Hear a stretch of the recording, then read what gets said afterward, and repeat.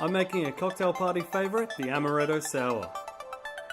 Into an Überbartools shaker, add 15 ml MONIN pure cane sugar, 20 ml MONIN lemon Rantcho, made from the zesty Sicilian lemons, plus 60 ml Amaretto Liqueur.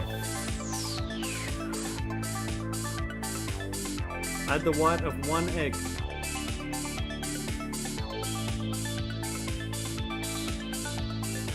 Shake it briefly with 1 good cube of ice to make it nice and frothy.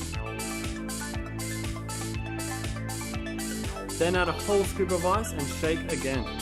Shake, shake, shake.